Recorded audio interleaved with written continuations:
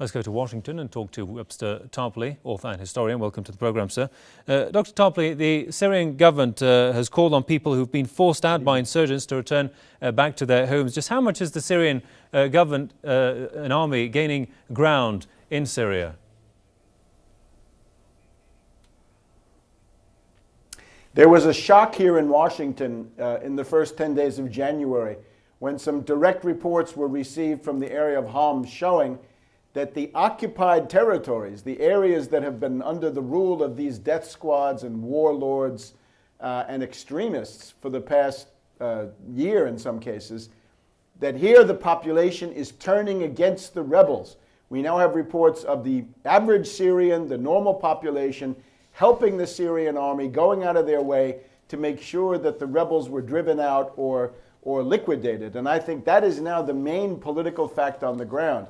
Once you've been under the rule of the Nusra Death Squad Brigade for a number of months, the Assad administration begins to look very, very good. Going together with that is the solidity of the international support for Syria. Russia is firm. Foreign Minister Lavrov says that the departure of Assad is an impossibility. Veliati of Iran says that the attacks on Assad would be a red line. And then when we look into the French, we'll see that the French will not be able to do anything in Syria because the entire French capability, with a significant part of the US capability, is now tied down in Mali and Algeria. So the imperialists have made a terrible blunder. Kind of reminds you of Hitler in 1941. They've split their forces. They've gone on to Algeria, Mali, before they finished off Syria, and I think they're going to live to regret that. Obama's interested in backing off, and then we can look at these countries. Saudi Arabia, there's a defeatist faction in the royal family that is trying to seek contacts with Syria to put an end to at least to the current phase. The King of Jordan says that it's hopeless, Assad will not fall.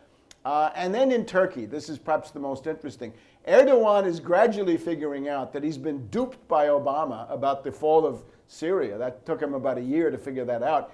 And the fall of Davutoglu, the foreign minister who is responsible for a lot of this adventurism, is now, according to some, on the agenda. So when we look at the entire array of forces attacking Syria, we see that there's great disorder and great defeatism and not a very aggressive platform. And I think we can also assume that the losses among the death squads have been very, very heavy.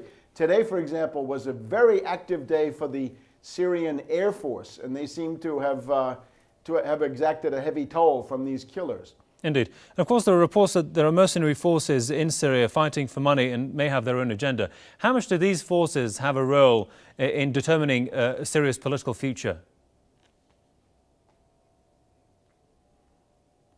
Well, as time has gone on, they have played a bigger and bigger role because there is no more moderate opposition. There are no people interested in the democracy or elections or human rights who are part of the rebel coalition.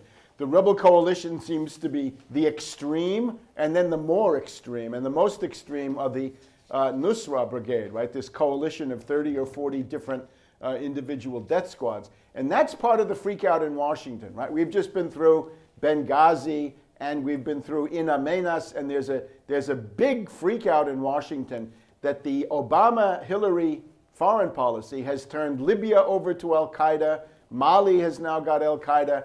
And the forces in Syria attacking Assad, that's Al-Qaeda. So a lot people in the administration are saying, why don't we go back to that Geneva deal with Russia and try to de-emphasize this? And I think that there may be some signs of that. So the stars are aligned against the Syrian rebels right now. And maybe this will be the beginning of the end for them.